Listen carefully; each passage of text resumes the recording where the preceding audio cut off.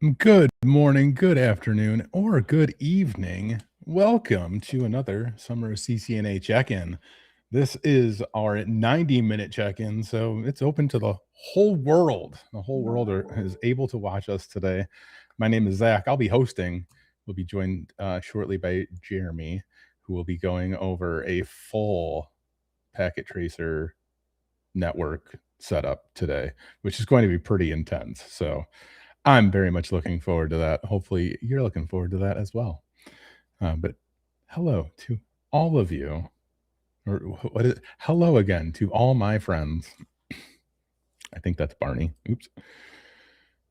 Oh my goodness. Hello, chat. What's going on? Brain and Christian Dillinger, Fow Junior, Rub T. Oh my goodness, Miguel. Hello, everybody. How are you all doing today? Glad to have you all here with us. As I said, we will be doing a full walkthrough of setting up a Cisco network or a network. We are going to be using Packet Tracer, and if you are a Summer of CCNA student, we will be sharing the Packet Tracer file and documents and stuff with you after the stream is over. If you aren't part of the Summer of CCNA, oh, that's the wrong one, but you could join us on Discord because that's where I'll be sharing all of those files. You'll need to be on Discord to receive those or to download those. But you can sign up for the Summer of CCNA, or you'll be able to sign up for the Fall into CCNA very soon. We're getting that program running. If you guys have questions as we're preparing, you're more than welcome to put them in the chat. I like to get these all of our live streams started about 10 minutes early, just to give everybody time to get logged in, get themselves situated. Grab your notes, your pen and your paper. It's very important that you have your notes ready. Grab your coffee. I have a very large cup of coffee. I didn't refill it. I should have refilled, but oh man. You're right. Summer is almost over. And I am excited for today as well. Very excited. If you don't know, and you haven't joined us on Discord yet, every Tuesday we do an AMA, an Ask Me Anything. It's hosted by me.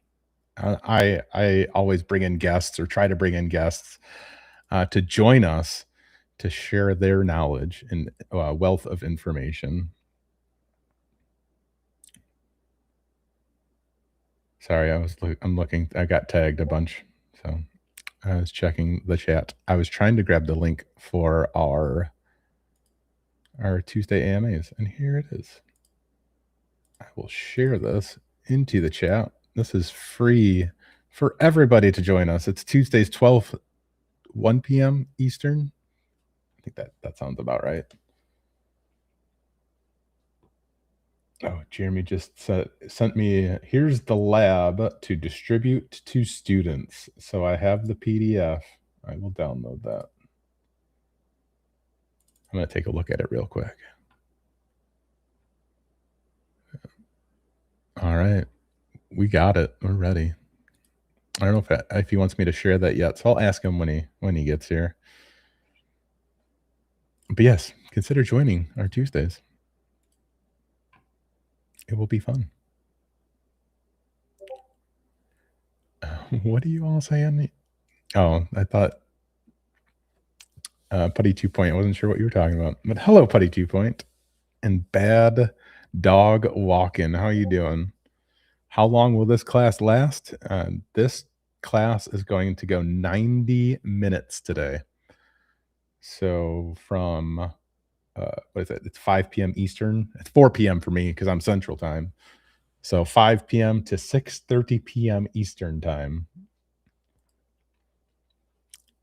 What is my favorite protocol? I don't know that I have a favorite protocol, honestly. What's your favorite protocol, Arrow official? Yeah, Shelby, 90 minutes. I'm going to be very interested to see and excited and all the things to see Jeremy go through this. RIP version 2. Right. Bet. It looks like Chuck will be joining us for a little bit today as well. Awesome. We'll be getting started in 5 minutes. If y'all have any questions for me before we get started, you're more than welcome to ask. I've been like I don't know if I would say I'm an expert. I would never say I'm an expert, but I have been known to answer some IT career questions from time to time. I don't know if y'all knew that or not, but it is something that I'm quite fond of doing and quite familiar with doing. In fact, you could look on YouTube. It's right there. I just put the link. Big Papa House. You like whichever protocol solves the issue you're currently troubleshooting. Yeah, that's fair. Zach as an expert at being Zach. That's fair. They're fair. They are good, Zach. Well, thank you. I give fantastic career answers. I try to. That's what I'm passionate. I want to see I want to see everybody succeed.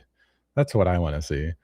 I actually just shared part of the story with the team the other day that they didn't know, but I dropped out of high school when I was 14 years old. Like just straight dropped out of high school. And that was in 1998. And a year later, I discovered the World Wide Web, the internet. And I had, within like, I don't know, a year and a half of me dropping out of school, I was already building websites. And that's what I had taught myself to do.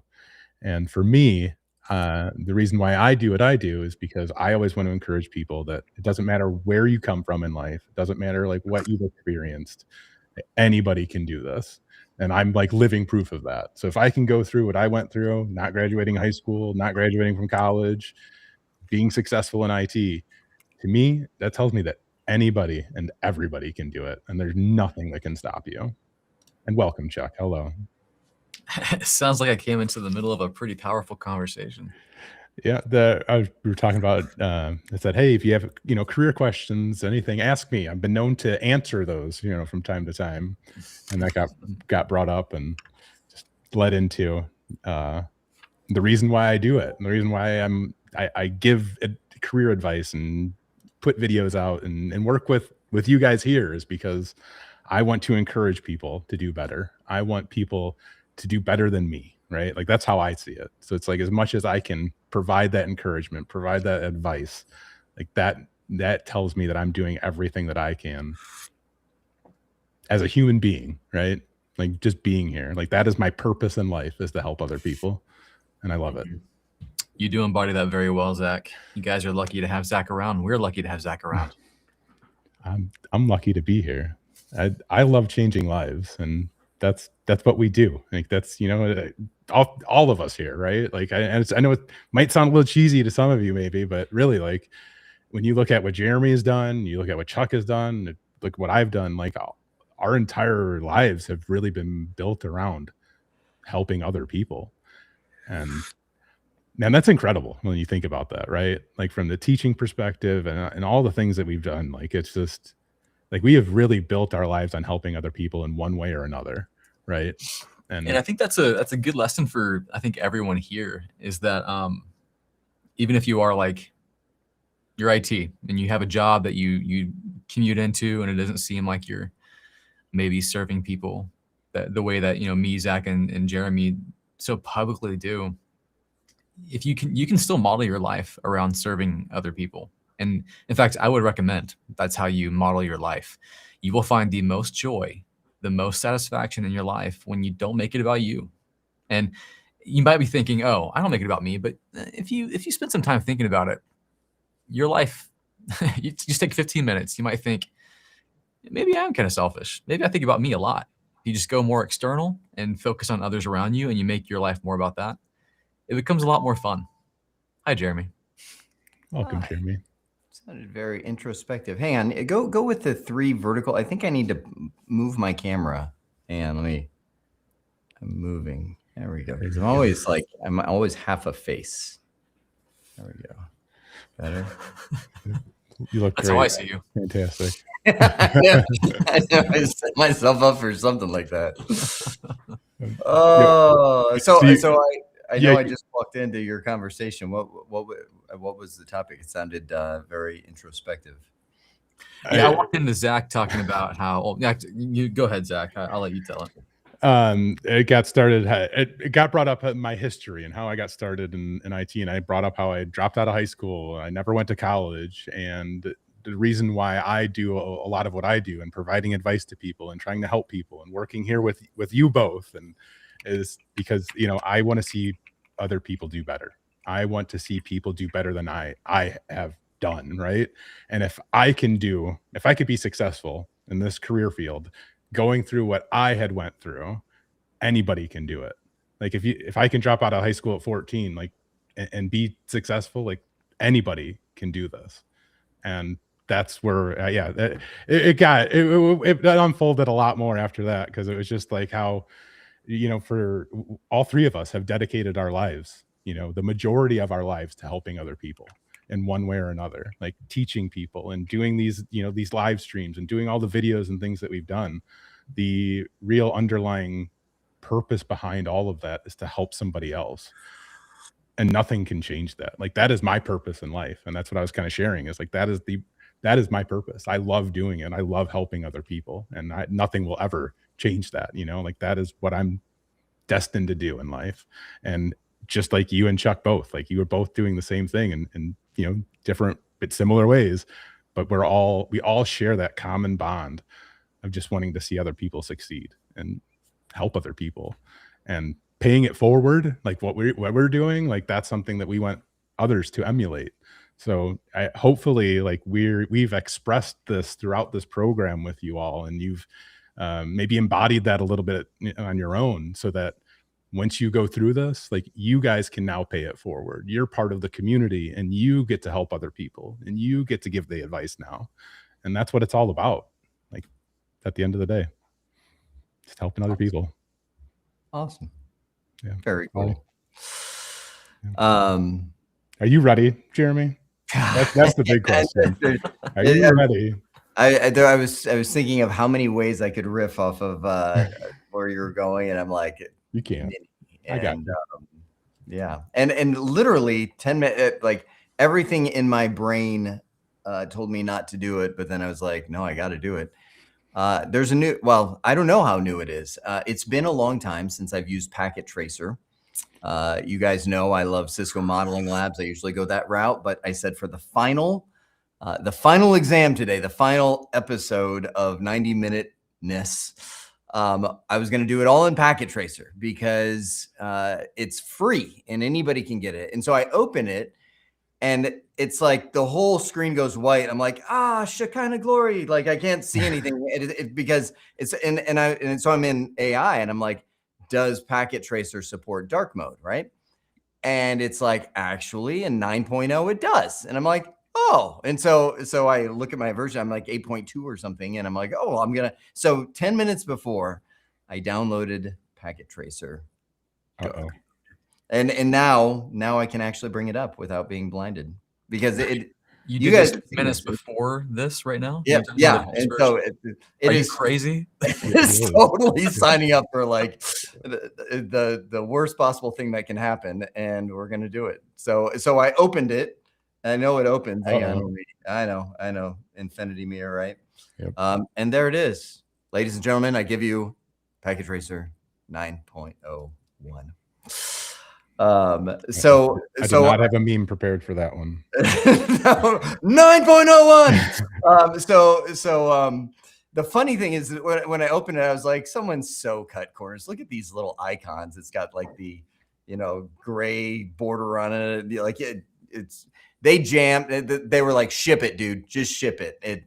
It's not the greatest, but it'll be good. So are you about ready to get started? Yeah, I think I am, but I am so not. I told you guys I'd put a couple hours in it. It's been about 5 hours I've put into this lab, and I've created a monster. Listen, so you guys are in for a treat. I mean, I don't know last time I saw something like this. So make sure you share this sucker out to all your friends and have them come in, because this is about to be something cool. Jeremy, bars up here, man. Come on, let's I don't know. This is the most insane lab I've ever done without a net. So let's do it. I'll make this really quick for you so you can jump in. But welcome everybody to our last and final check-in for the summer CCNA, our last 90-minute one. As Jeremy said, he's going to be going over a full network setup. Do you want me to share that file with everybody now, or you want me to wait till after? Yeah. So Okay. I just literally 10 minutes before we got here, I PDF'd it and I'm like, all right, it is what it is. And so yes, we will share this out in whatever I'm channel. doing it right now. So It'll be in the live stream chat on Discord. All right, Here's perfect. the file. And I just want to give a quick shout out to Skillbit. Skillbit is who we partnered with to provide all of our virtual labs. So when you guys sign up for the summer CCNA and you are accessing our virtual labs, those are provided by our partner over at Skillbit. Please give them a holler. Tell them we sent you. We definitely appreciate them. We'll be utilizing them for fall into CCNA. And that's something I also wanted to talk to you guys about really quick. September 14th, we are going to be getting started with fall into CCNA.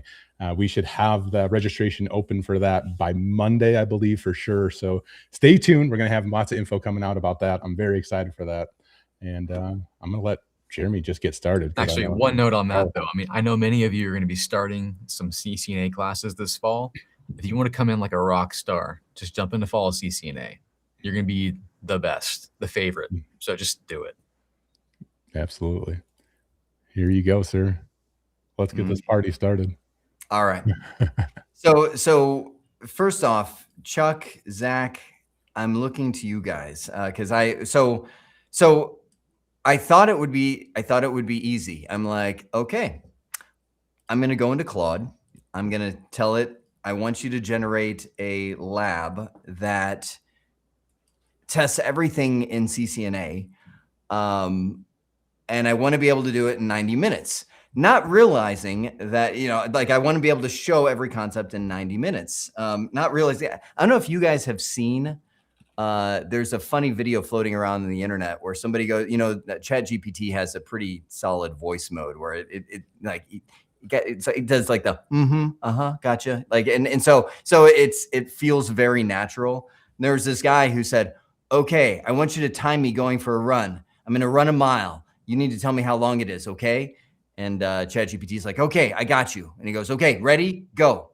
And he waits a couple seconds, and he comes back, and he goes, okay, stop. Whew, I made it. And he goes, how long did that take? And ChatGPT voice mode, he goes, oh, that was about 15 minutes. And he's like, wow. They actually played it in front of Sam Altman, and he was like, yes, we're going to be fixing that. So I didn't realize when I said make this possible in 90 minutes, it would be like epic 90-minute level. So I will say right now, we are going to hit just about every topic in CCNA, and I'm going to go into this, but we cannot finish this lab. However, where I started getting into, it's like, yeah, it's going to take you 20 minutes to pretty much build everything in CCNA.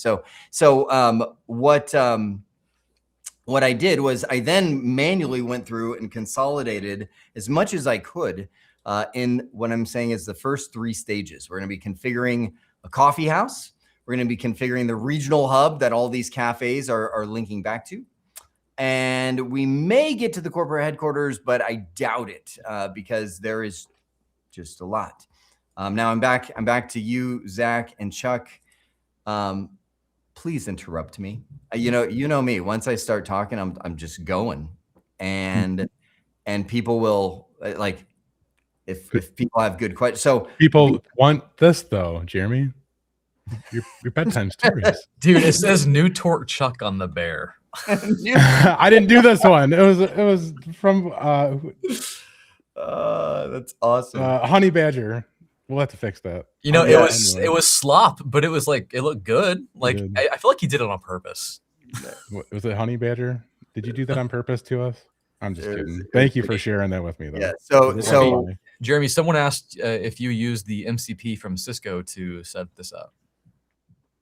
No, I didn't even know there was such a thing. Apparently, there might be a thing. I don't know. But too late now. Too late. Nope. This was all. Well, yeah. I could keep talking on and on because I've spent so much time on this that I didn't expect to spend, but it's going to be great. So please type in questions. Chuck, Zach, just interrupt me. Just start talking and we'll go. So I'm starting with a literal blank slate in Packet Tracer. Let's begin. So Cafe 1 just opened. It needs to stand on its own before anything else. Registers need to work. Cameras need to record. Customers need Wi-Fi. So we've got our coffee house. Here's what the diagram looks like. We've got a router, single router for the cafe, couple switches. We're going to ether channel those together. Bunch of VLANs that are going across. Some for the registers, POS systems, some for cameras, media server, guest Wi-Fi. We've got all of that right here. Okay, so build and wire the office using the equipment specified in equipment reference. By the way, when I was working with Claude to build this, I was like, all right, I want you to create a reference section that I can hyperlink to where I can see which models of routers to use and everything like that. And it actually went out and created a reference for the entire lab. There's some guy out at computersforgeeks.com apparently that has written a ton of stuff recently on all of these things. So I was like, hey, I did not intend that, but it worked. So anything that you are stuck on in this lab, there's a reference. I don't know if it's accurate, but it's there. So right here, we've got the cafe switch, cafe router, shows which models to use. Let's go. I'm going to go, let's grab the switches first. So I'm going 2960s. We've got 2 cafe, we'll zoom that in a little bit, 2 cafe switches, 1, 2. I'm going to grab a router. It was a 1941 router, and I'm going to be flipping back and forth to this pretty regularly, right? And we'll get to the hub stuff later. So I'll come back here so I can see the diagram right about there. As I scroll, I can tell everybody's like, yeah, we're not getting through that. So we've got the 2 switches, routers, and then it says in the lab and later on in the equipment reference, all of these will be represented by PCs because in Packet Tracer, that's what we do. So we'll throw a whole bunch of PCs out there that we will begin modifying. 2, 5, there we go. All right, now it says build and wire the office equipment specified. So I'm going to go right here and first off, put a base configuration on each device. Let's start with the router. Now, I don't, Chuck, I'll let you make the call on this. On all the live streams until now, if I make a mistake and somebody catches it, we ship them a free Network Chuck shirt. Oh no. I think we're down 2 shirts so far. Yeah, 2 or 3. Yeah, so I've been all right, but I'm thinking there's going to be so much chance for error in this lab. I'll leave it to you if you think you want to do that. All right, yeah. So we're watching the chat. I'm not going to correct Jeremy. You guys have to do it. So all right. Sounds okay. So we'll keep going with it. So now I will say the level of error, Chuck, I'm going to leave that one to you because there's like I'm going to mistype something. That's fine, right? Everybody mistype like, oh, I forgot that. Like I'm talking like, okay, that's not going to work. So I'm going to let you make the call on if it's a dumb error, like that's not sure worthy, but we'll do it. All right. So here we go. We've got host name cafe. So let's bring the router over here. So this is the Packet Tracer interface. We're just going to name it right here, cafe 01-rt or cafe 1-rt01, right? Now we'll bring up the CLI. Holy smoke, that's what I didn't see coming. When I upgraded it made everything small. So let's go to preferences and let's go to, oh shoot, font. There we go. And we'll go with Courier new. Let's go with, what do you think? 16? Yeah, we'll go with that. Router text, we'll go green. Router background, we'll go black. PC console, yep. All right, let's see if that works. Everything just got bigger. Okay. What do you think? Readable? No, that's hard to see. Hard to see. Yeah, pretty hard to see. All right. Preferences, font. And this is, let's go with yellow. That's a little better. Close. Yeah? Yeah, I'd say it's a little better.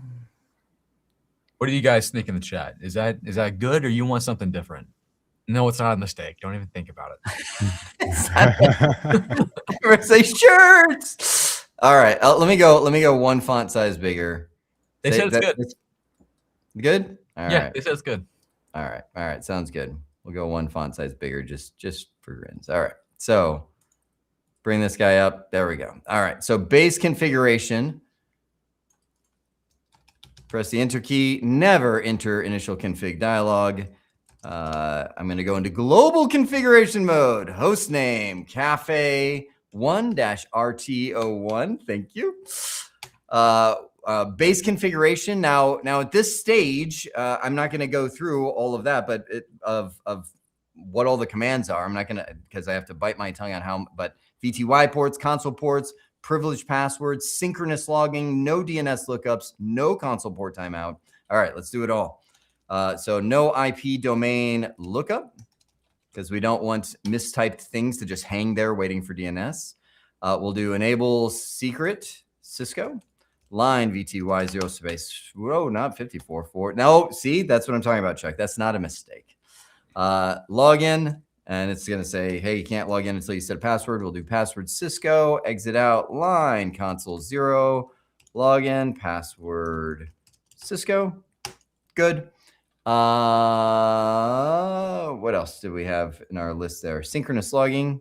So we go under line console 0, logging synchronous, so that our messages don't get cut in half.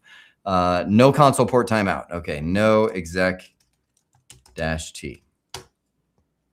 which the whole command is exec timeout. Okay, so that, by the way, is a great base config. And since we're going to be configuring so many devices, let me show you how the real engineers do it. You take this, you highlight everything right there. You go, okay, that's a good base config. Actually, I'll just go right to about here, right click, copy.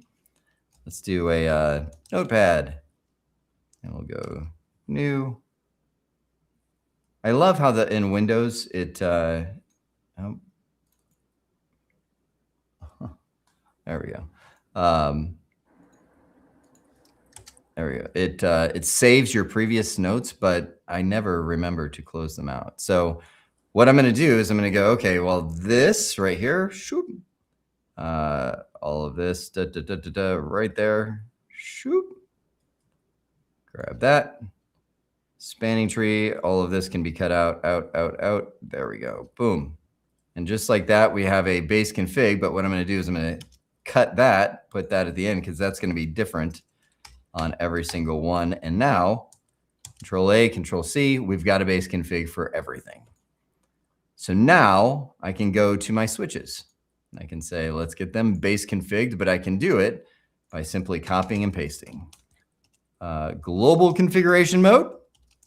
And no, we don't need the picture every time. Of course, it's going to change every time. Yeah. And I'm just going to plan. Paste it in. I've got host name is right where it left off, and we'll do cafe 1-SW01. This is switch 1. Save the config. Jump over here. CLI. Global configuration mode. Paste this in. You see what I'm doing. And this, by the way, is how a lot of people will do bulk configuration as they're configuring a whole stack of devices, move the console port, just getting a base config on here. Often next to the host name, they'll put an IP address if they've got the IP scheme already there. Cafe 01-SW02. This is switch number 2. All right. And now I might as well, while I've got these guys here, so I can recognize them in Packet Tracer, label them. obviously. Did you ever have like macros in like Excel or like a Notepad++ to like fill in the variables for your switches and routers? In the old days, yes, I did. In the old days. Nowadays, not so much. But yes, so now we've got those there. Okay, so we've got the base configuration on all these, and it says and wire them as stated in the equipment reference. So I'm going to look here. We've got switch 1, fast Ethernet 0/1 and 2 goes to the POS and staff terminals. Okay, so I'm going to go. We've got the security camera, which is going to be VLAN 30. We've got a media server on VLAN 40. We've got Man, we've got this step number 2. This is the problem of using AI. It's like, here you go. There's a ton of configuration that is going in right here. First off, I'm going to click on the Cafe Switch port plan, and it shows these are all the different devices that are there. I'm going to go through and create all the VLANs. So let's start off with that. So I can see VLAN 10, 30, because it put them out of order. 40 and 20 is all the VLANs that are right there. There's a subnet associated with each one. Let's start off by creating the VLANs. We go on the switch, CLI, and we will go do a quick do show VLAN. Nothing there right now. So we'll do VLAN 10, name, staff. All right, someone's calling you out for not having the banner MOTD, but I wouldn't say that's not a mistake. That's a choice. That's a choice. That is a choice. Yeah, in the lab did not call out put a banner MOTD, but yes, a typical base configuration does have a banner MOTD. Good call out, not shirt worthy. We'll do VLAN 20, which is going to be customer Wi-Fi. So we'll just do cust Wi-Fi. Now, the names really don't matter. You don't even have to have the same names of the VLANs between the switches. It's just for you. The numbers are what matters. We'll do VLAN 30. The numbers are what matters. We'll go with that. Name camera. Exit VLAN 40. And that one is going to be media server. Name media server. Good. And, well, I can probably type faster than I can take all of the thing about VLANs, you won't see them in the running config because they're stored. You guys remember? I'm going to do a show flash. They're actually stored in this file called VLAN.dat. If you're ever clearing a configuration on a device, don't forget to delete the VLAN database. You won't actually see them when you do a show run. No VLANs there at all, right? So I'm going to go, so it makes it a little tougher. I'm copying and pasting those. So we'll go over here, do the quick mirrored thing, VLAN 10, name staff, VLAN 20, name, I think that was cust Wi-Fi, VLAN 30, name camera, VLAN 40, name media server. There we go, show VLAN, and voila, we have the VLANs there. They're not doing anything yet. Okay, so VLANs are created. Now we need to go in. Let's go back, back up to, come on, good old Microsoft Word, back up to here.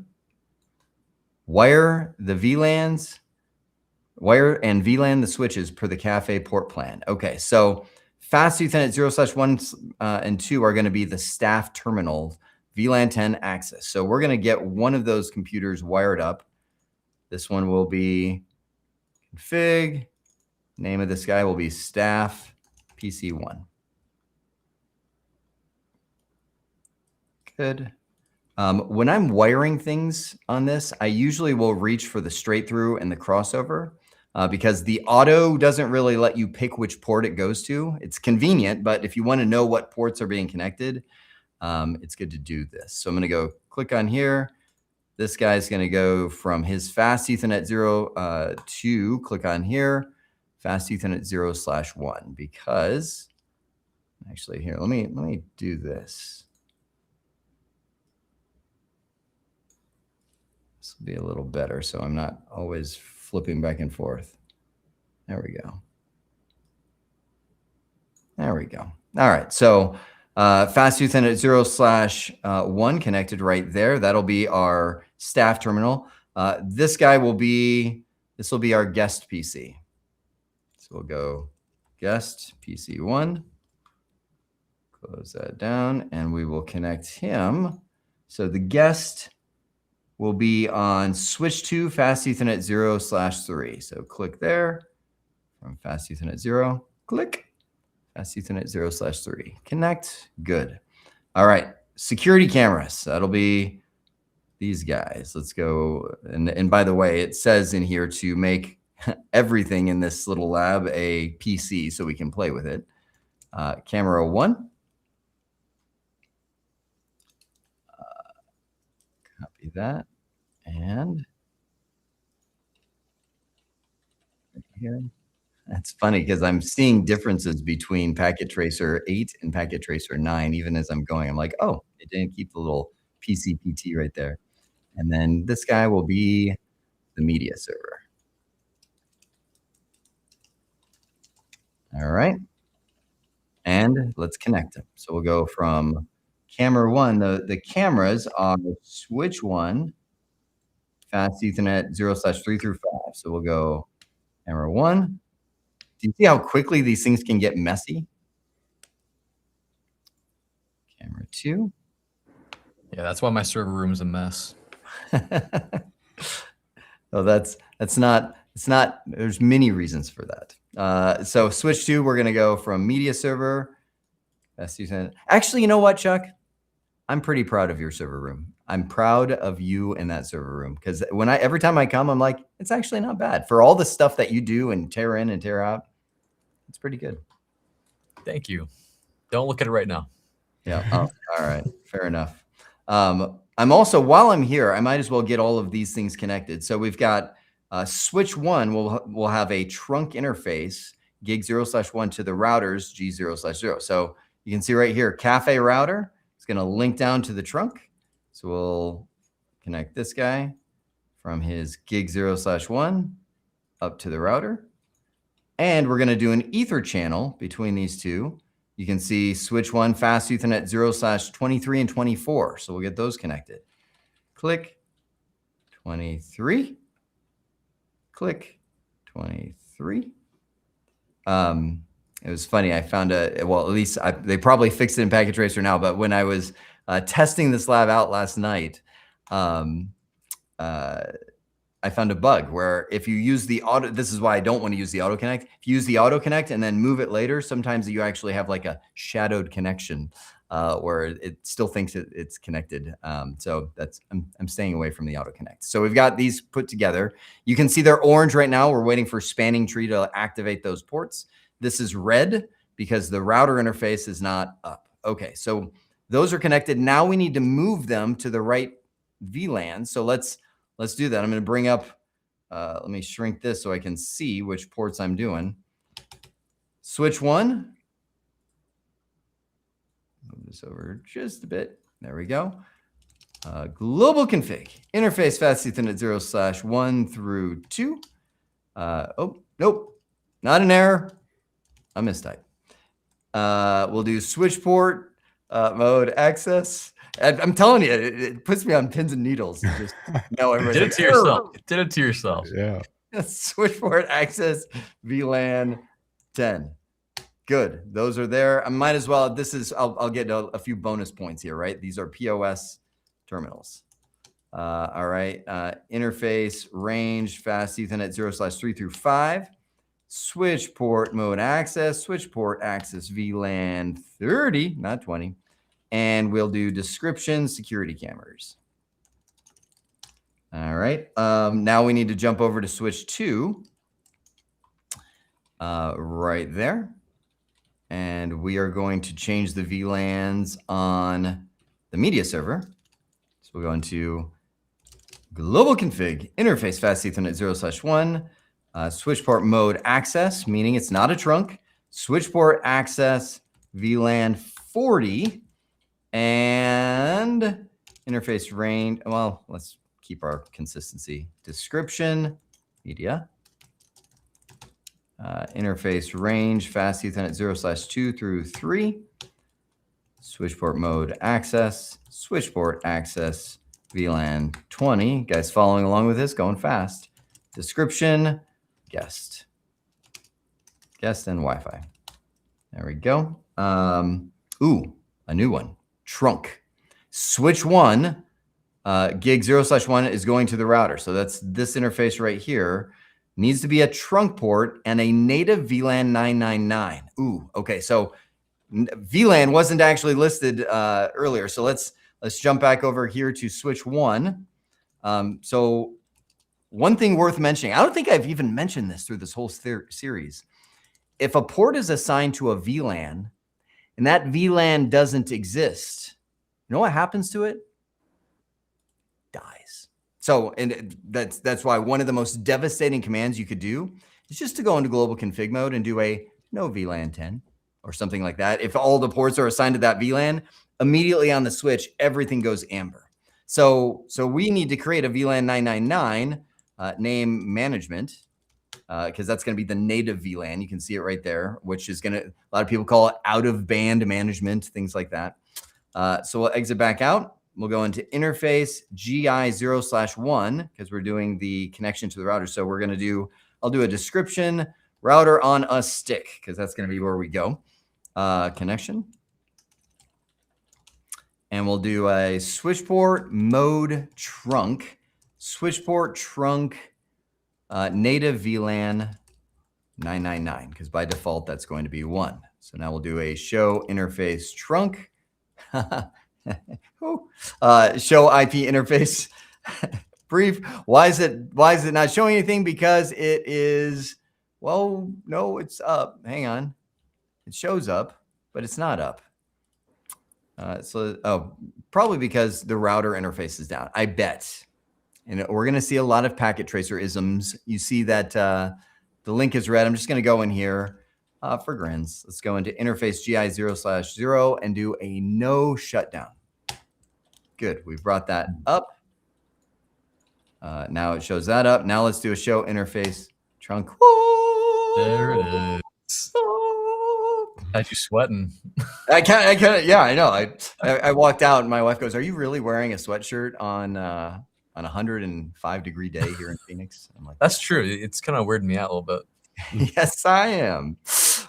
So by the way, that what you just saw there was another little ism. Normally, when you do a show IP interface brief, that will not be up if the other side is down or shut down. It will show both of those as down. So that you guys know my love and my hate for packet tracer. Okay, so there we go. Now it says bundle the switch interconnect. Woo! Here we go. In an ether channel and harden spanning tree per the cafe security parameters. Okay, I didn't see that one last night when I looked at the lab. I don't know what those parameters are, but let's get the ether channel going. So we've got switch 1. Let's do a show CDP neighbors. Make sure that, yes, we do see switch 2 over there, but it's 2 individual interfaces. So if we look at that, oh, spanning tree doing its thing, blocking one of those interfaces to keep a loop from happening. So, oh, I have something so important to tell you. Because I saw this question actually earlier, and after I get ether channel going, I'm going to breathe for a second and let's take any questions. But okay, watch this. I'm going to go into interface range fast Ethernet 0/23 through 24, right? And we'll do switchport mode trunk. We'll do a switchport trunk. So hang on. Let's just see this. Got to make it a little bigger so I can see it. Trunk VLAN, native VLAN 999, carrying all VLANs, LACP. Okay, we can do this. Shoot back here. Switchport trunk native VLAN 999. Actually, I'm remembering right now, I don't think I have to show VLAN. I don't think I have VLAN 999 on both switches. And that is going to come back to haunt me. And it's going to cost you, Chuck, a t-shirt. So show VLAN. Nope, that's the router. Hang on. Where's switch 2? There we go. Switch 2. Yes. In my ADHD world yet? Wow, what's next? Show VLAN. I just want to make sure I don't. There it is. There it is. Missing VLAN 999. VLAN 999. Enter, and we will do name management. Don't want to forget that, or I will have a down interface and loss of a t-shirt. So now I'm in interface range. We'll do switchport. Yep, trunk native VLAN 999. Okay, now let's create the bundle. Okay, yes, I'm gonna tell you something, but it's after I do the ether channel on each side. So we will do port channel. Nope. We will do channel group. This is one of those commands you just can't tab because you've got two commands, channel protocol and channel group. So we'll do channel protocol first. You don't actually have to do this command. It is an optional command. I don't think anybody really knows what that command does because you choose the protocol when you type in this command. Channel group, choose your group number. So we'll do ether channel group 1 and we'll do mode. And this is where you choose your protocol. By typing in active, it automatically uses, as I blew everything up, it uses LACP.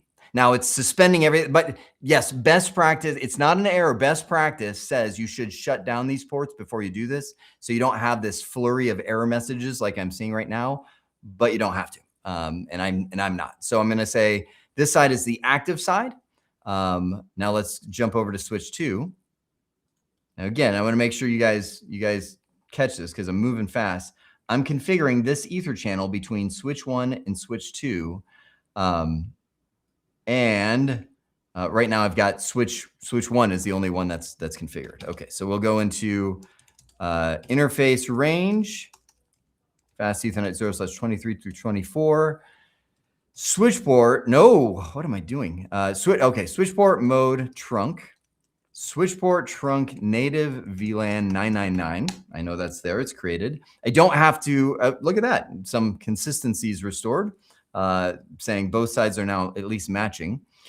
So now we'll do channel protocol LACP. The command nobody knows what it does because channel group.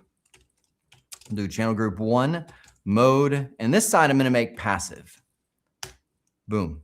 Just like that, whoa, we now have an ether channel. So I'm going to do a show ether channel summary. And just like that, we have an ether channel. Port channel 1, LACP, fast Ethernet 0/23, 24 in a bundle. I can also look over here at, looks like switch 1, port channel came up. And do a show ether channel summary. And same thing here. We've got a port channel that is up. It is a layer 2 port channel because I can see that SU is in use. It's good. Okay, this is what I want to say. I'm gonna hit the minimize everything button. Hang on. Poof, we're going black. Okay, because there is such confusion. And it's actually really important, and it will cause a network outage and everything else if you don't do this right. Where's my pen? There we go. I have monitors behind monitors to make this one work. Okay. The question is, let me see if I can draw. Yep, there we go. The question is, when you have a switch, so we've got a switch right here connected to another switch, and you bundle these in a port channel. And I saw this question. I was like, this is worth just taking a minute to breathe and answering live. When you bundle them together, it creates this port channel interface. It's a virtual interface, so port channel 1. The question that I've been asked is, when do you put commands on the physical interface, and when do you put the commands on the port channel interface? The reason I'm pausing to say this is it's so important to get this right, because if you do it wrong, you will take down your network. A production network will go down. So first off, you will see a lot of people say, first go in just like I did, and set up the switch port trunk, set up your native VLAN, all that kind of stuff, and then create your port channel. Don't have to do that. You can, it'll work, but you don't have to do it. The only thing that you need to configure on these physical interfaces is the physical stuff, speed and duplex. If you even, duplex. If you even do that and don't leave it on auto. If you have some change there, go ahead and change it. But the best thing to do, in Jeremy's opinion, is to do your speed and duplex if you're going to do that, and create the ether channel and then put all your config under the port channel interface. Yes, even the switch port mode trunk, even the switch port native VLAN 999, even the switch port allowed VLAN, 1, 2, 3, like it, all of that. Here's what happens. When you put the config on the physical interfaces, as long as it matches, right? So let's say we've done switch port trunk and all that. When you go in and type in channel group 1 mode active, right? And you put those into a bundle, it actually moves the configuration. It takes the configuration out from under the interface and automatically adds it to the port channel. Let me show you. I'm going to hide this real quick. Someone asked about MTU. Would that also be a port level? That is a physical. So just saying physical interface, like layer 1 kind of thing. MTU, maximum transmission unit. That's a layer 1 thing. So all of that goes on the physical interface. But look at this. I'm going to do a show run. I went in. Nope, hang on. Right here. I went into these interfaces and I typed in native VLAN this, doing this. I did switch port mode trunk. And then down, hang on, where is it? Oh, packet tracer, don't let me down. Okay, there it is, right here. Interface port channel 1, it automatically put those same commands under there. If I didn't have those under the interface, those 2 commands right there, it's okay. I can just add them under the port channel and it'll take just fine. The reason I know you're kind of like, Jeremy, you were going so fast and now you're talking so slow and methodical. What do you want me to catch? What I want you to catch is I want you to make sure that you remember, once you create this port channel, all your configuration goes under the port channel.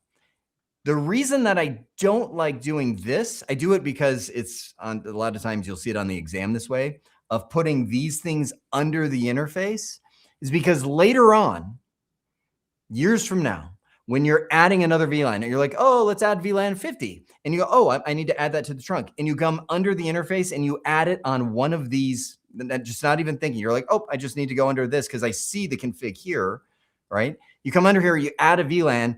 As soon as you do that, it goes into port inconsistent state, which rips the port out of the port channel. The port channel goes down. The connection between the switches fail because everything's now inconsistent. You're like, oh no, what? So I would much prefer not even having those commands on the physical interface.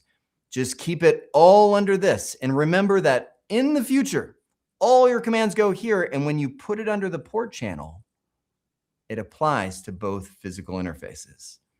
I know it's confusing as I'm saying it that way. Was that kind of clear? It was good. Good. Yeah, I got it. I think everyone got it. Did you guys all get it? Thank you. I hope so. And because I had to minimize, I can't even see anybody. But I say that and I go so methodical and so slow because somebody asked that, and I don't think we ever got to the point of answering it. And it is such a big deal because it will take down a network, and that's not good. Okay. They said that makes so much sense. You did good. Good. Okay. Perfect. Okay. So now you got to find all my windows again. Here we go. Okay. So we've got the ether channel configured. So we're now trunking between the switches. Okay. Now it says we need to make sure that spanning tree is set up. Okay. Switch number 1 needs to be the root bridge because we can see it's saying the spanning tree priority should be 4096. Let's find switch 1. There you are. So let's just see the state right now. Show spanning tree. Cool. So right now, switch 2 is the root bridge. I know that because it says, here's the root and here's me as switch 1.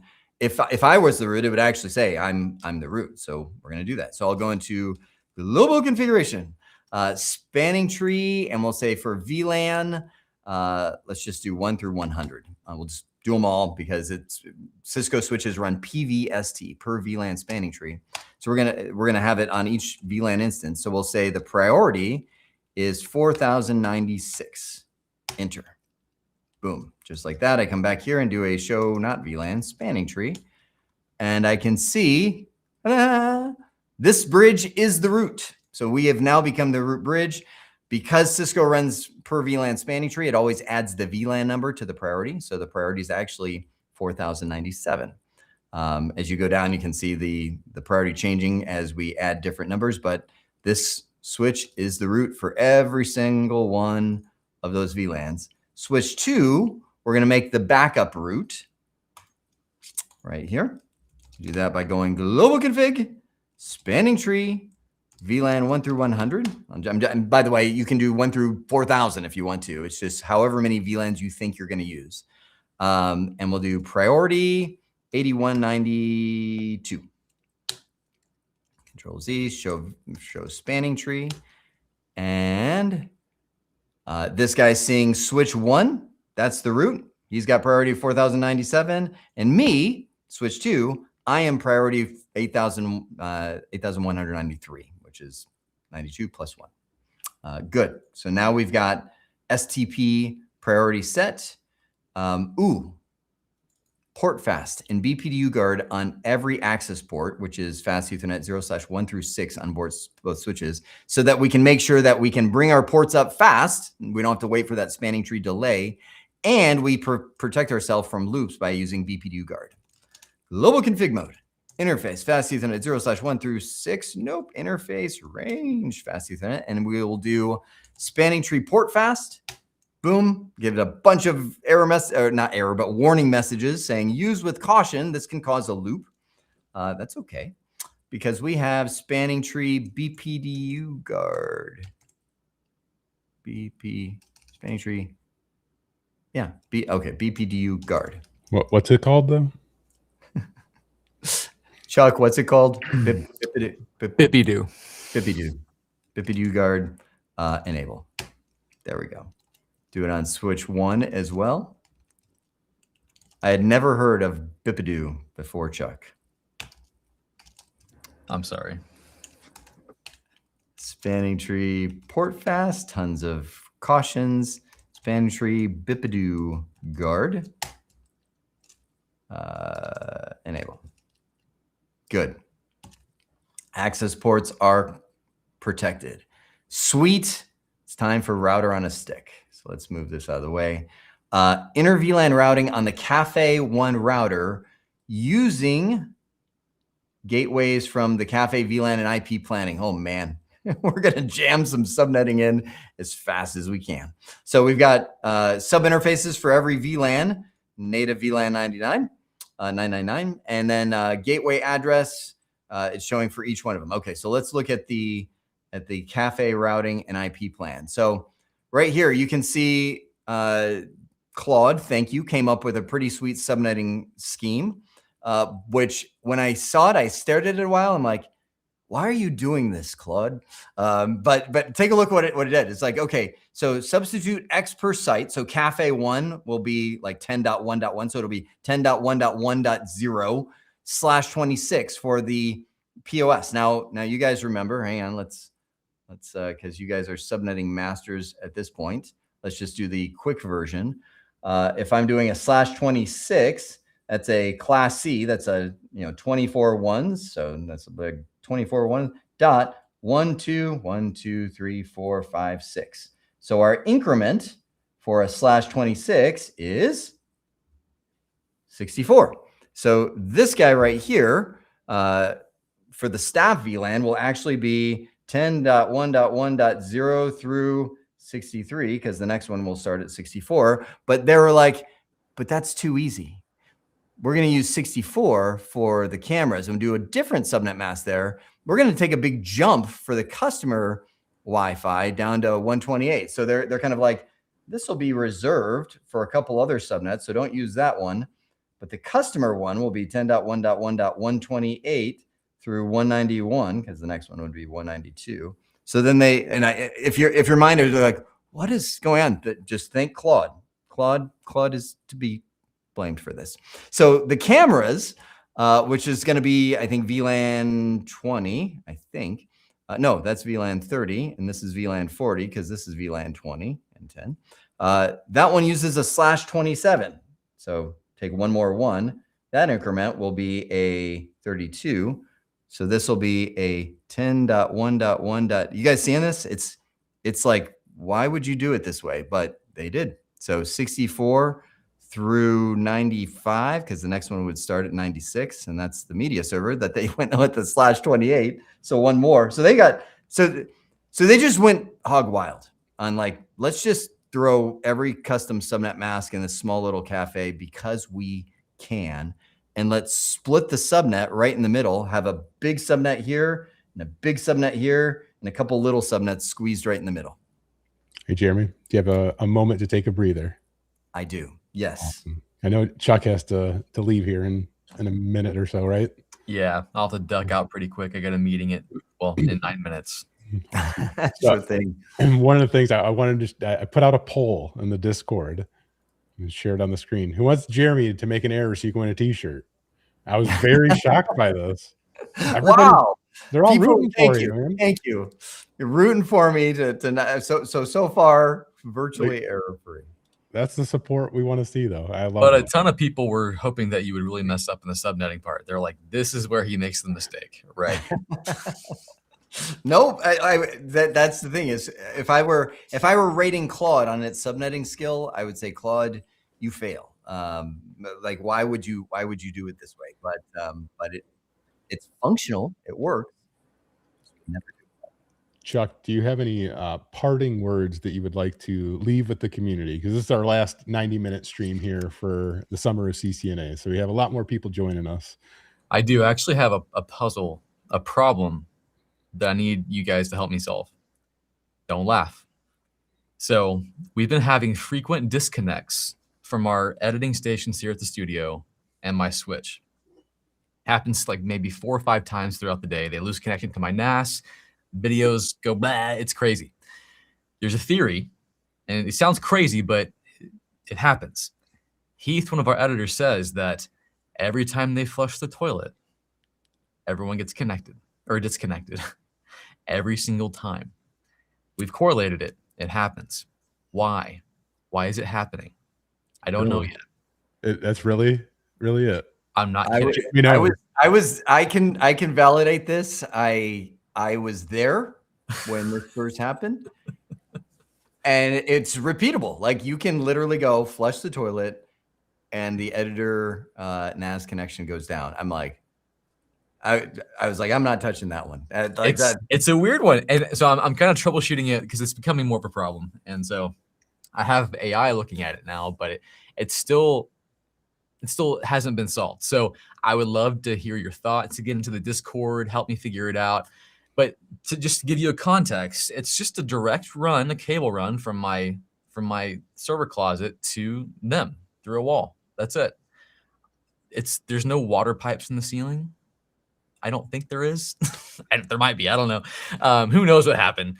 But I don't know. So that's it. Also, proud of you guys.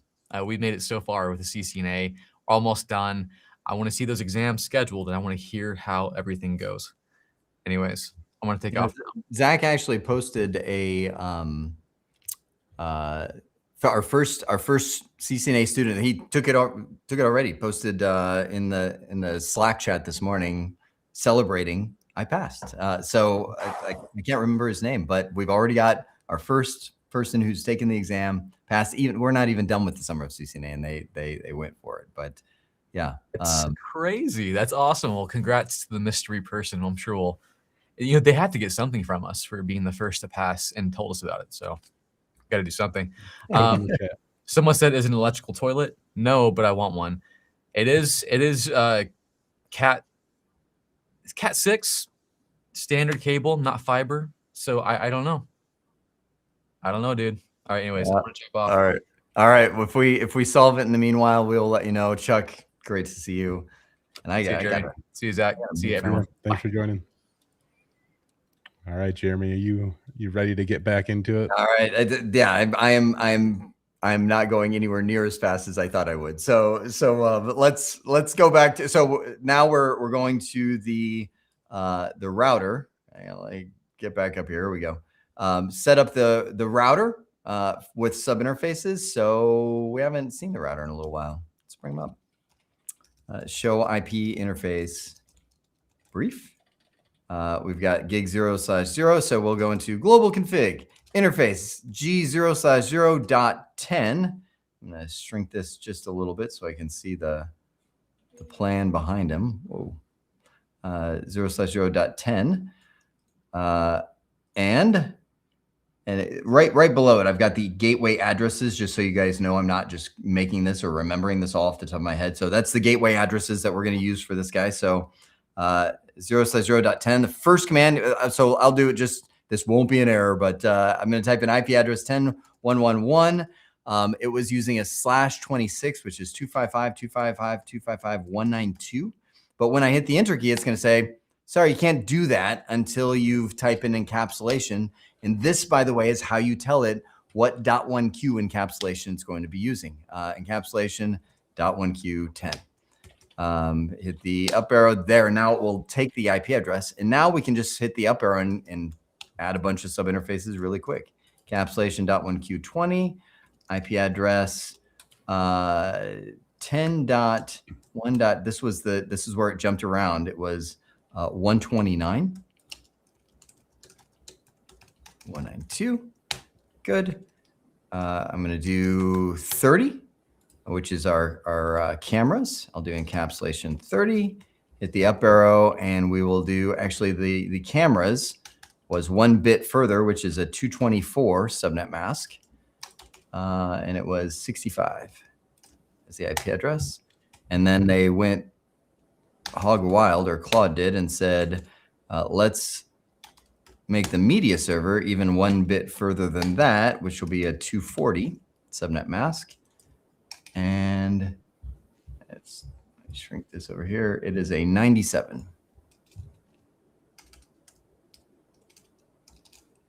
Boom. Show IP interface brief. And all of our, I'll stretch that out a little bit more so we don't word wrap. And all of our IP addresses are set up. We have a router on a stick. It's good. All right, now we configure DHCP to match the Cafe IP plan exactly. It's pretty much saying the staff pool is this group, so we just exclude this. Russ is asking, wouldn't it be 64? Oh, good question. No, 64. So 64 is the network identifier. So 10.1.1.64 is the subnet. So if I do a show IP route, thinking what would be the fastest way I could show that, that identifies the network as a whole. You can't actually assign that to a device. .65 is the first usable from each way, just like .1 is, just like, and that's where you can see this right here, just like .97 is. So it's the network range, or the network ID +1 is what we're using for the default gateway. Good question. I should get a shirt. If somebody calls out an error and it's not an error, I should get a shirt. That's what I think. Global configuration mode. We're gonna add the excluded range because in Cisco DHCP, you guys might remember this, you have to exclude first. So we'll do IP DHCP excluded address. We'll do 10.1.1.1 through 10.1.1.10. And while I'm here, I'll exclude 129 to 10.1.1.139. And again, this is the, let me shrink this a little bit. This is the 2 ranges for the staff and the guests. The cameras and media server do not get a DHCP pool. They're going to be all static. Okay, so let's get the DHCP pool going. IP DHCP pool, we'll call it staff. Hit the enter key. We'll do default gateway will be 10.1.1.1. That'll give it the default gateway. Usually we would add DNS, we would add DHCP options here, but for now we're just doing network and router. So we'll do the network 10.1.1.0 and the network mask 255.255.255.224. And then we'll exit out here and we'll do IP DHCP pool guest. I see everybody. I just glanced at the chat. Everybody's still trying to solve the toilet. Yeah. Great. Thank you, Chuck. Now everybody's sitting there like, we're not even watching the lab. We're trying to figure out why the toilet is causing editing outages. So we'll do a default router for the guest network is going to be, oh shoot, where are we? 10.1.1.129. That's for the, because that's that big 128 subnet. And we'll do network 10.1.1.128, 255, and it'll be 224. Those are the two big ones. So let's just do a quick show run. We'll do section DHCP. And there we go. We've got the excluded address. I just want to make sure these are all accurate. We've got the staff subnet and we've got the guest subnet. Both look good. Let's just do a show IP DHCP binding, see if it handed out any. Not yet. That's fine. Probably because these guys are, let's look at their config. Oh, there we go. Look at that. Let's flip them over to DHCP. Their dark mode is not too good on being able to see what's picked, but it's good. So we've got staff. We'll flip that to DHCP. Guest. We'll change that to DHCP. And let's just look at the command prompt. IP config. Nothing. All right. Something might be broken. IP config. Sometimes packet tracer adds delay because Cisco thinks it makes it more realistic, but then you're like, is it working or is it not? All right, so so at this point we should be handing out IP addresses, but we're not. So let's check it again, just see if nope. Why would we not be handing out IP addresses? This would be a great time. If I've made a mistake, this would be a great time to solve it. So we've got Warhawk is saying, would it be 255.255.255.192? Yes, actually it would. Whoever said that, yes. They get a t-shirt? That would be the first t-shirt. Show run section DHCP. I did 220. Yes. Wrong subnet mask, Jeremy. IP. It's a /26, which is that's a /27. IP DHCP pool. I could only go so far. I've failed. Staff. We'll do network, and you are 100% right. That should be copy, paste, 192. Exit back out. Sorry for all of you that were rooting for me. Now I feel bad with all the people that voted. We thought you could do it.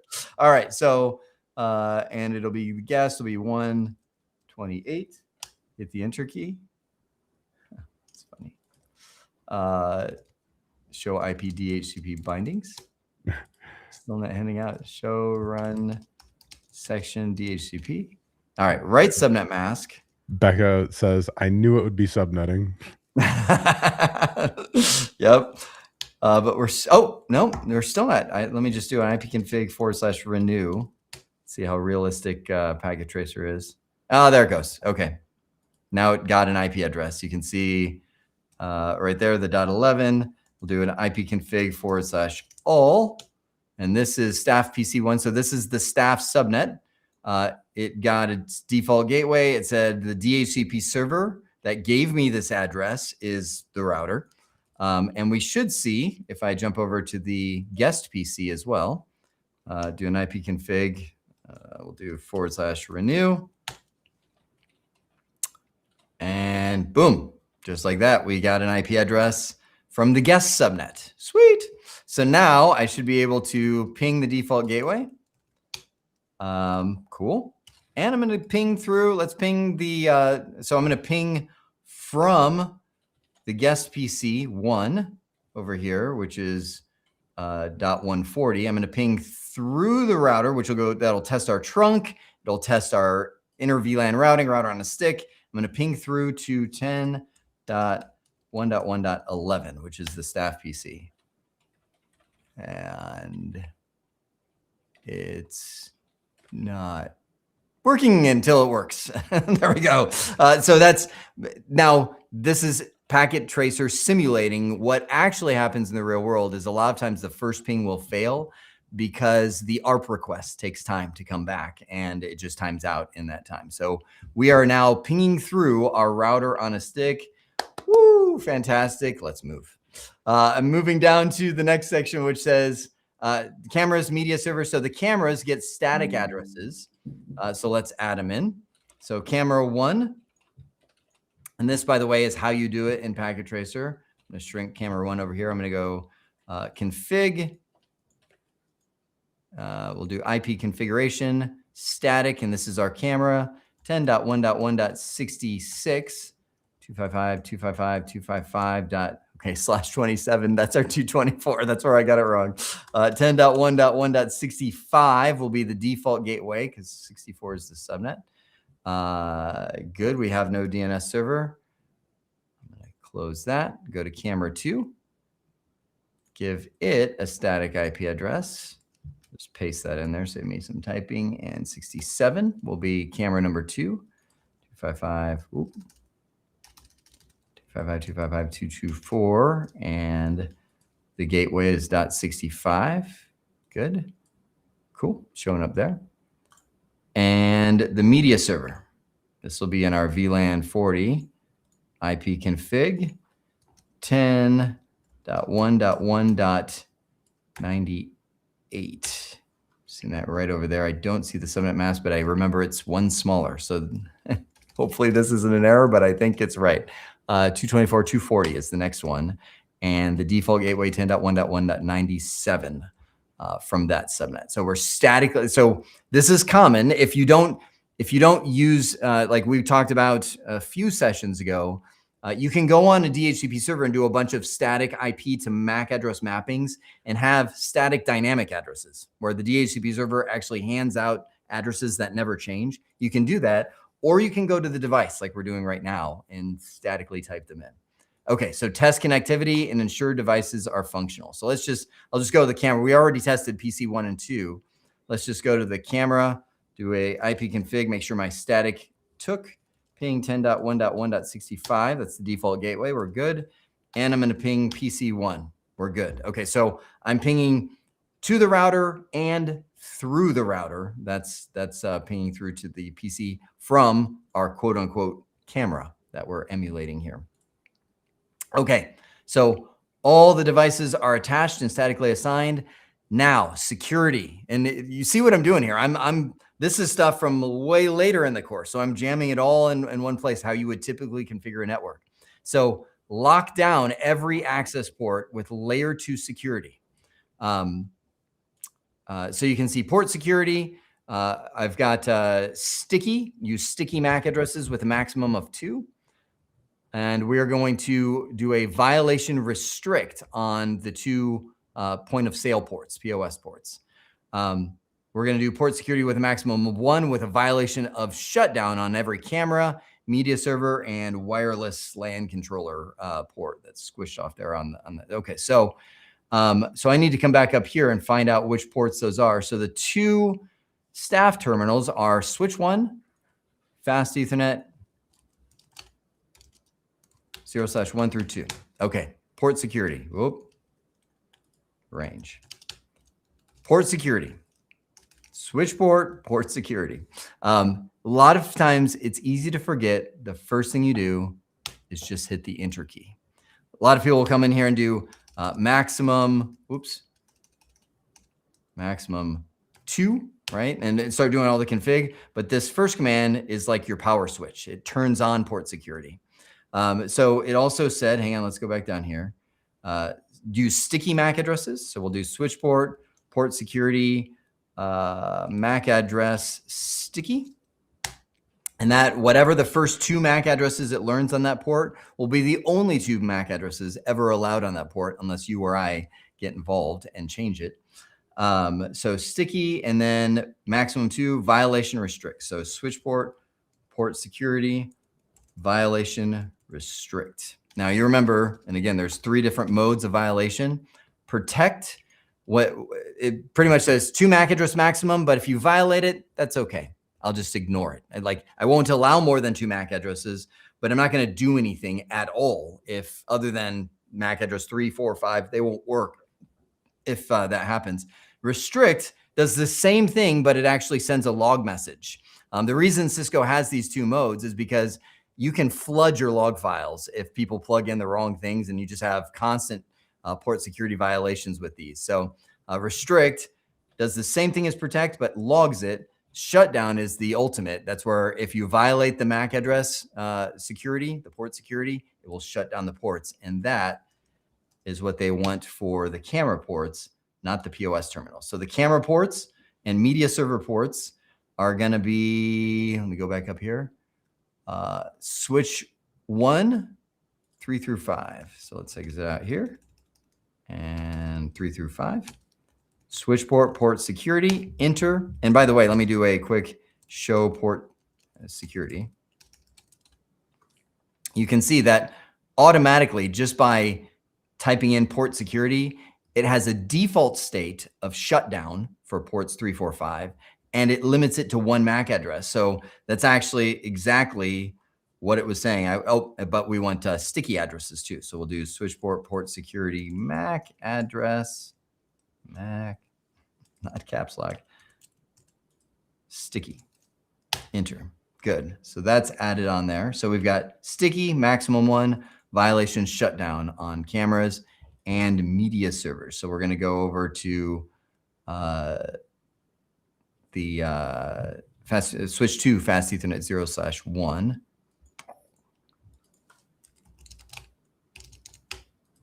/1 through interface range through, and I want it on the WAP and the media server. So 2.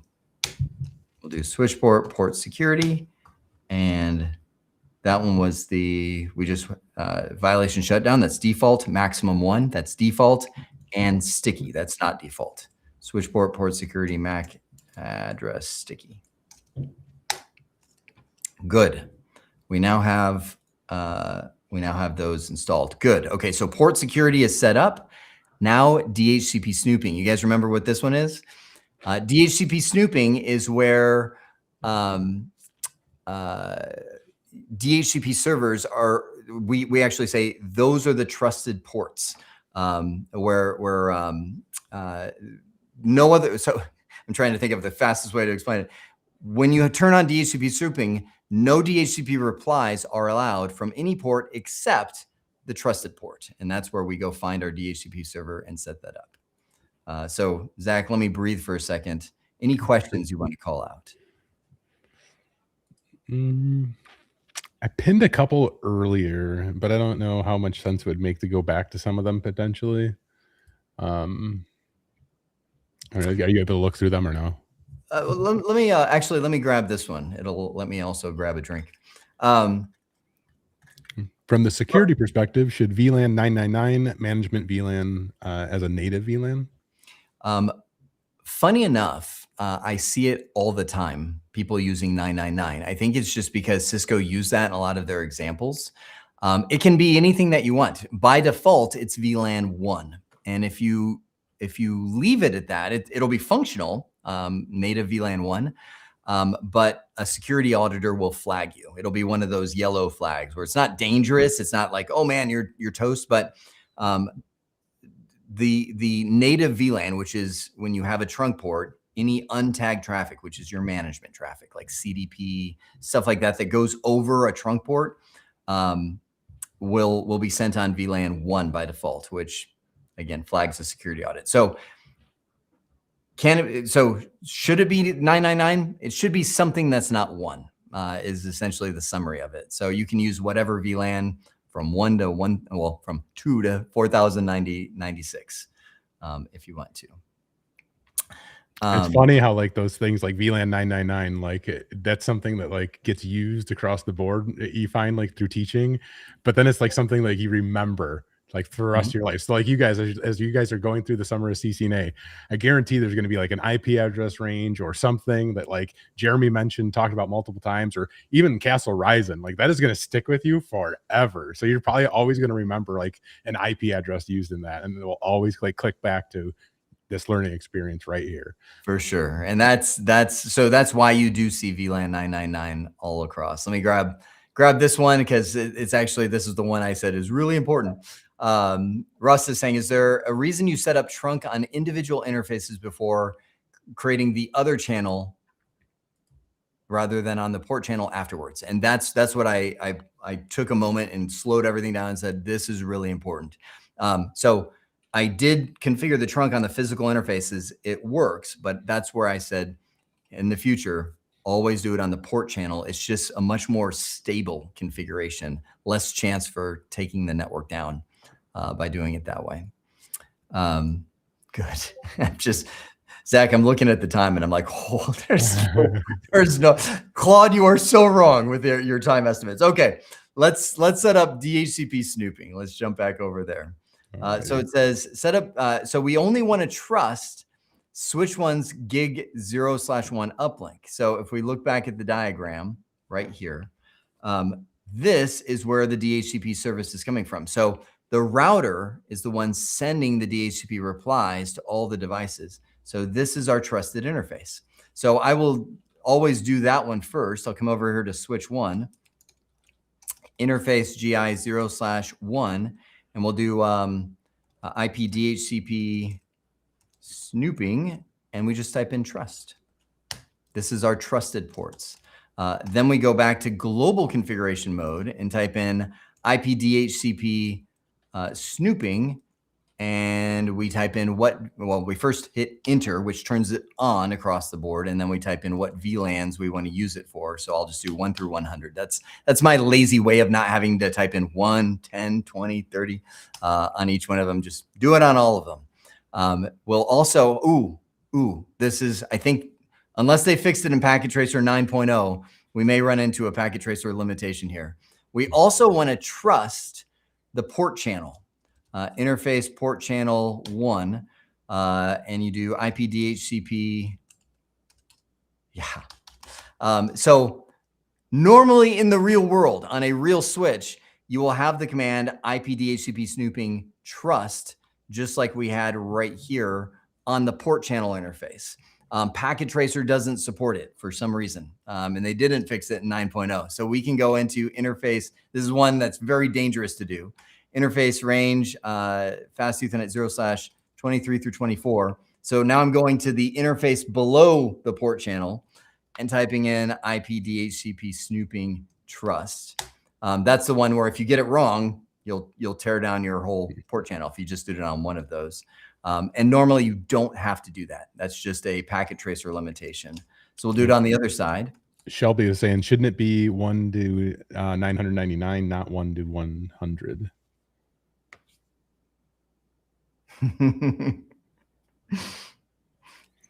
Yeah. But it's not worthy of a t-shirt. But yes, you are correct, because now we have native. So all my interface range commands. Yes, you are right. That I'm just going to say that. Switchport. What am I doing? IP DHCP snooping trust. Yes. Now that there is that native VLAN, okay, fine. Yes. Technically, I'm following up with Shelby. Yes, Shelby. Well done. Man, ruthless.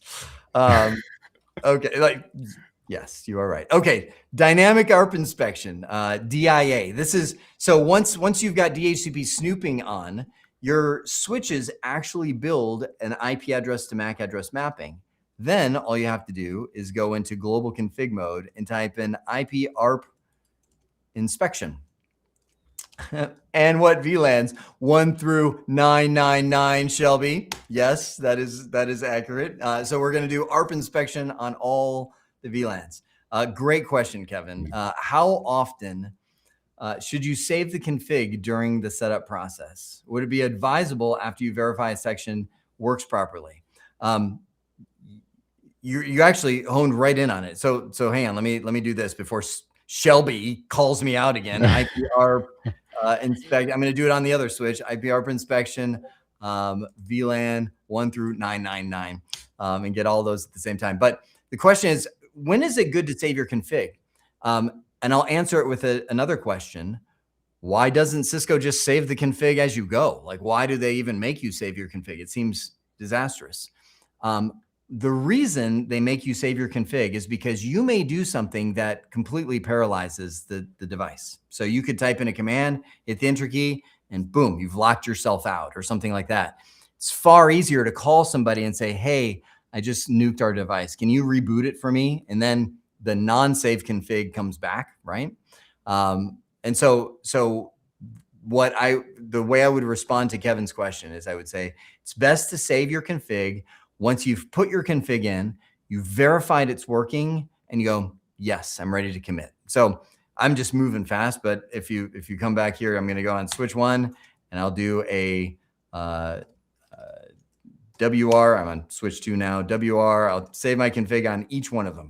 Just quick WR, because at this point we are known good.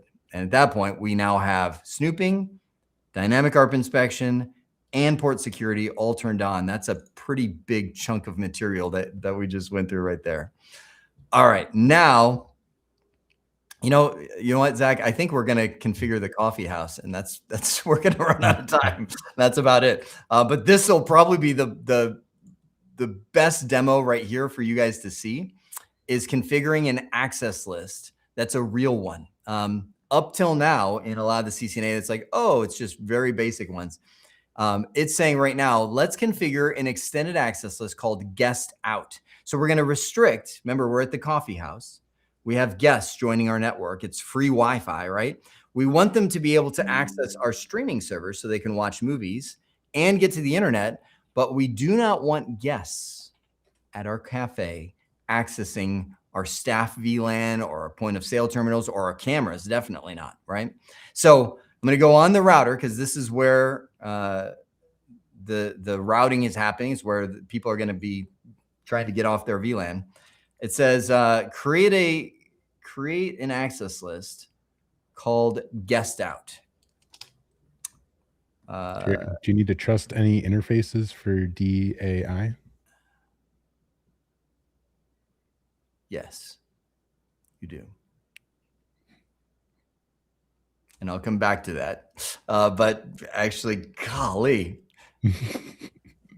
Yes, you do. We should have. It probably is also not supported in Packet Tracer, but you need to go under the trunk ports and make those trusted interfaces, or you may end up shutting your trunk port down.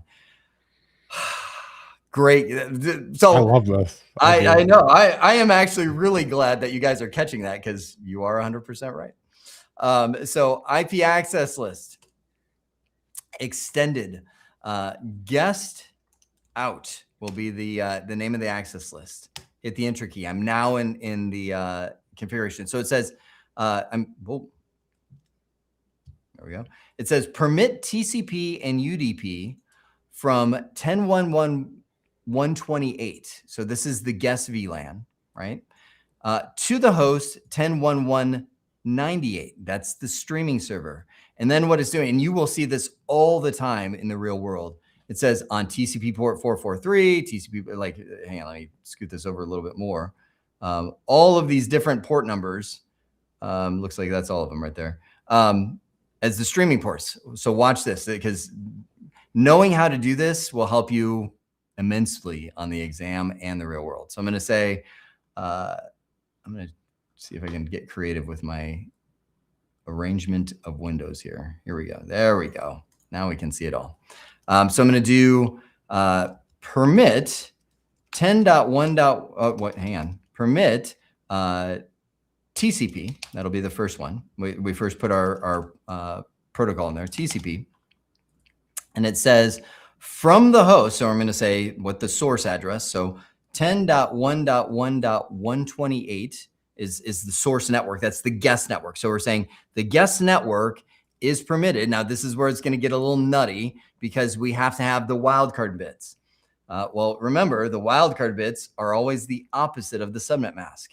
A /26 is 255.255.255.192. And the easiest way to get the wildcard mask is just subtract the subnet mask from all 255s. So it'll be 0.0.0.63. Yes. So that's 255 minus 192. So I'll put the wildcard mask. Oh, let me grab my pen here. 0.0.0.63. And then it says, okay, now, so it says to where? So what are you trying to permit them to? I'm going to say to the host 10.1.1.98. And then it's going to say, okay, on what? I'm going to say on port numbers equal to 443. And this is where it gets a lot easier because I can now, let me make this a little bigger so we don't word wrap. Hit enter, hit the up arrow, 32400. 32469. And I'll hit the up arrow and change this one to UDP 1900 and 5353. And we'll look at this access list when it's all said and done too. So that's pretty much all the access we want the guests to have to the streaming server. Then it says, okay, now deny them from the guest network to the staff network and to the cameras. So we're going to say deny IP, which is everything. It's not TCP, it's not UDP, it's IP, it's everything. And it's going to be from that same network, 10.1.1.128.0.0.0.63 to, and we're going to go to the staff, 10.1.1.0. And the staff, that was the 0.0.0.63, same one. That's the whole subnet. Enter. We don't need to say any port numbers because IP is anything. So I'm going to say deny, and don't worry, I know this is a lot. I'm going to show you the whole access list in just a second. I'm going to say to the camera, so it'll be 64. Oh, and the cameras are 255, 255, 255, 224. So flip that. That'll be a 31 as the wildcard mask. All right, now let's, and then it says permit them to everything else. So general internet still works. We still want to give our guests internet access. So we'll do a permit IP from any, no, we'll do from the 10.1.1.128.0.0.0.63 to any destination. Now let's look at it. Because right about now, I'm sure a lot of you are like, show IP access list. Look at this. Mother of all access lists of what we've seen so far inside of here. Guest out is the name of it. You can see here's all the permit statements, which is saying this guest network, remember, this is the source, is permitted to get to this destination, that's the streaming server, using port 443 of TCP, port 32400 of TCP, right? You see how this works. TCP, TCP, UDP, UDP. And then it says, then they are denied from getting to the staff network, completely blocked. Then they are denied from getting to the camera network, completely blocked. Then they are going to be permitted to access anything else, right? That's how you read that access list. Now, it's not applied yet because it says apply it inbound on the sub interface G0/20. Now, Claude was very kind to us here because normally on the exam, they would say, apply it at the best possible place, which would be as close to the source as possible when you're talking about an extended access list like this. So we'll exit out because right now it doesn't do anything. We'll go into interface GI 0/0.20 and do IP access group guest out. It's a terrible name. In.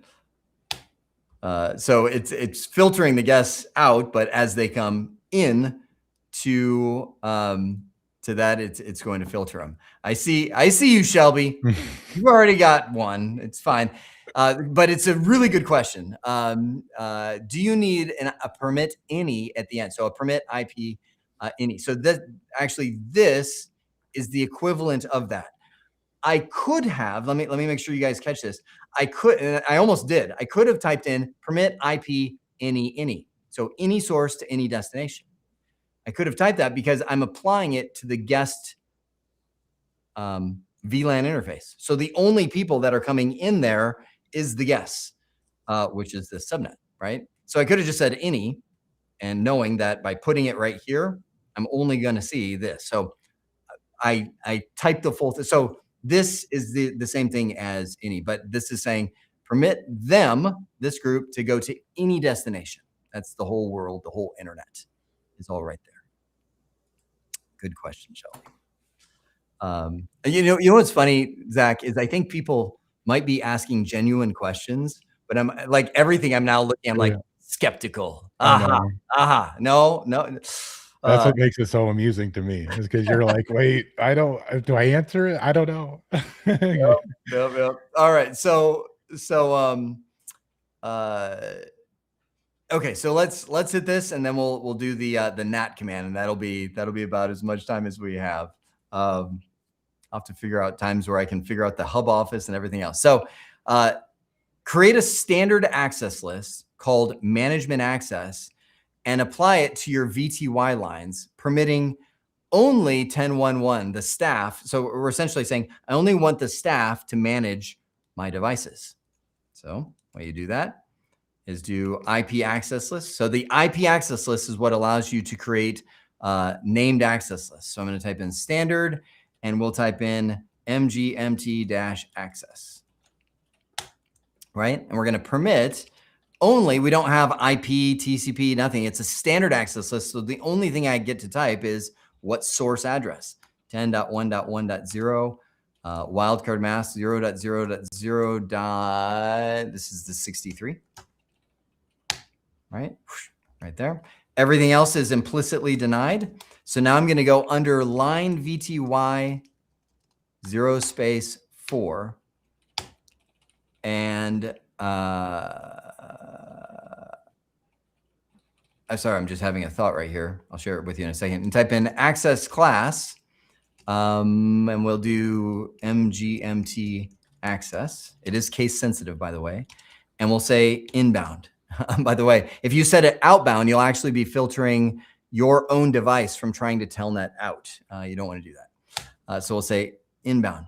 Now, I am going to say that my hesitation is I was saying build a standard access, apply it to the VTY lines.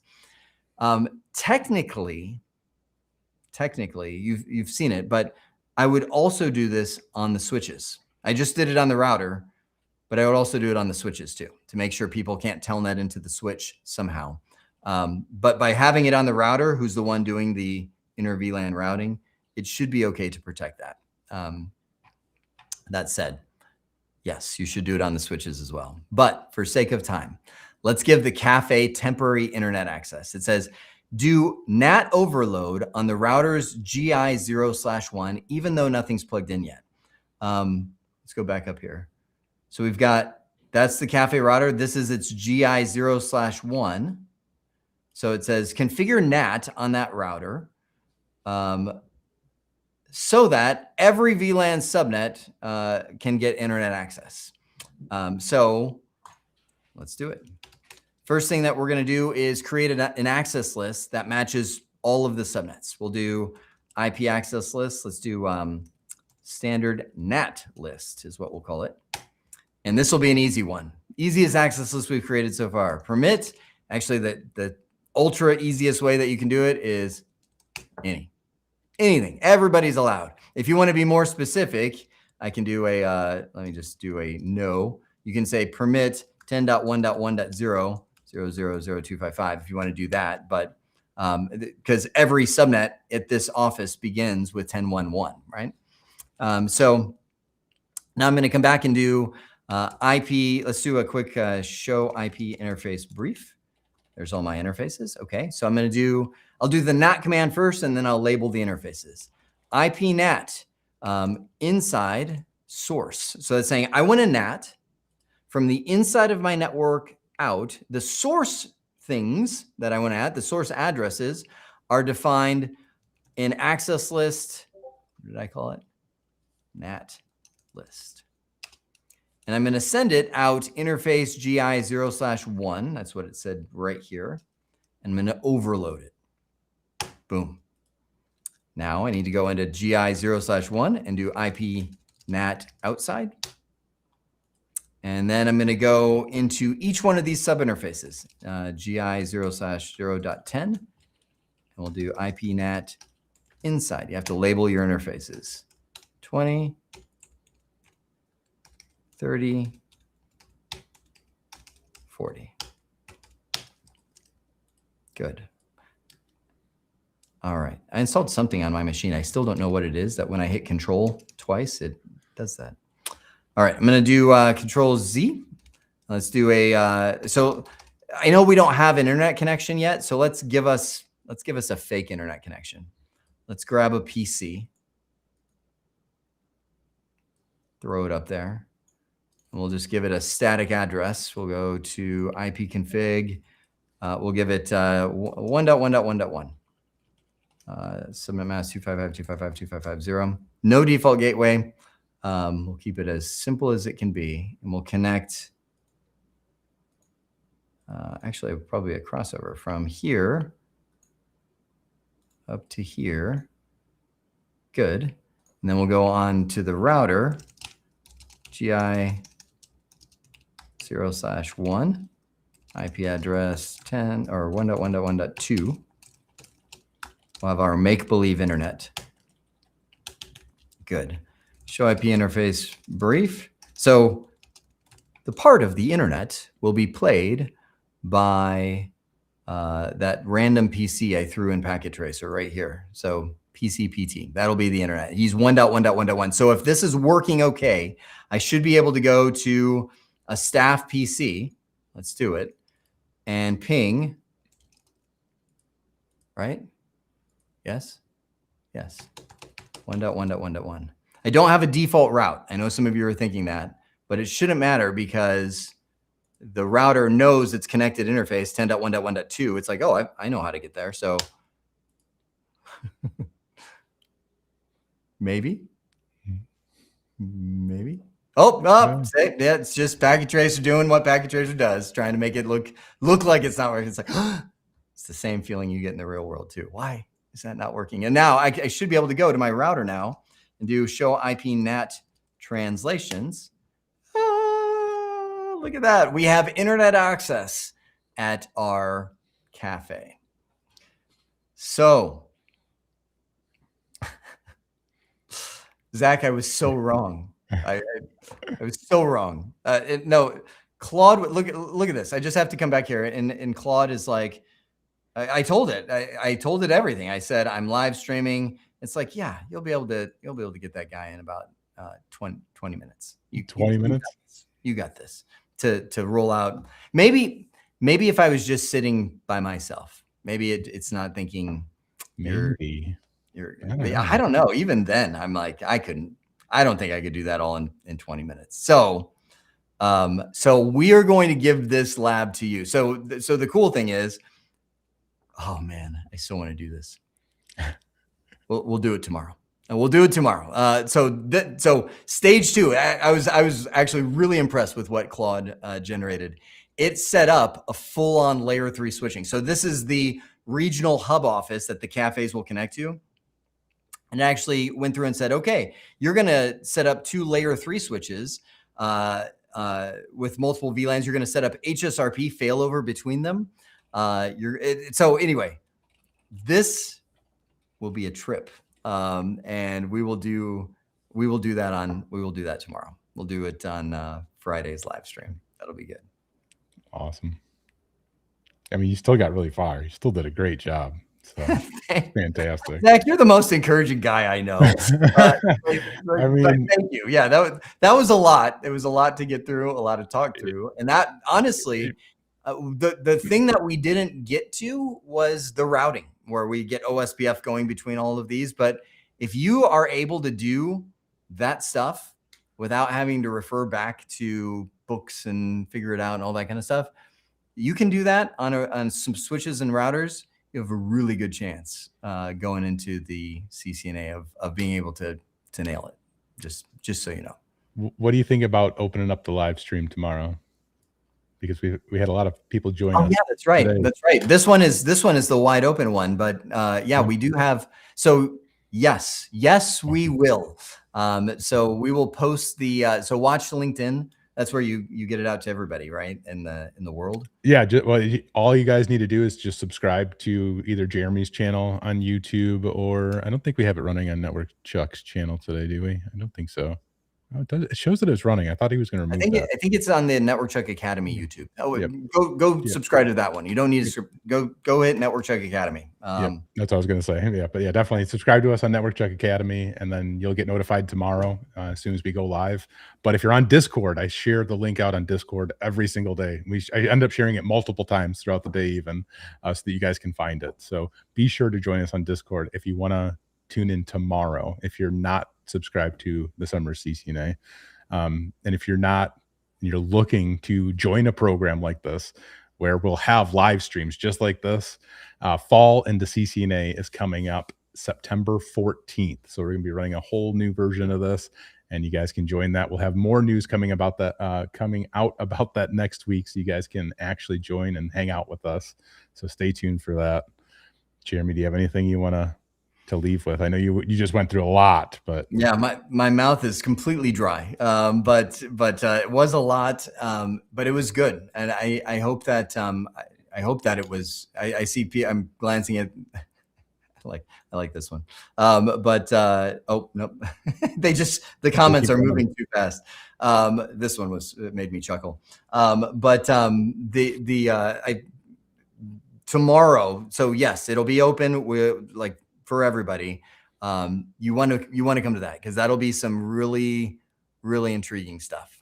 Setting up layer 3 switching. But yeah, no, that's it. That's all I got, Zach. All right. Well, thank you all for joining us for another daily check for our last 90-minute check-in for the Sumer of CCNA. But I'm excited. We'll open it up for everybody tomorrow. Be sure to give our friends over at Skillbit a shout out. Go ahead and scan that QR code. Go visit them. They help us host all of our virtual labs. So when you sign up for Sumer of CCNA or Fall into CCNA, you guys will be utilizing the labs from Skillbit, and they have been phenomenal for us. I think the reliability they've been up the whole time. I don't think we've ever had an issue with them being down in any way or inaccessible. So that was fantastic. So definitely, give them the shout out. Tell them we sent you. They would love to hear from you.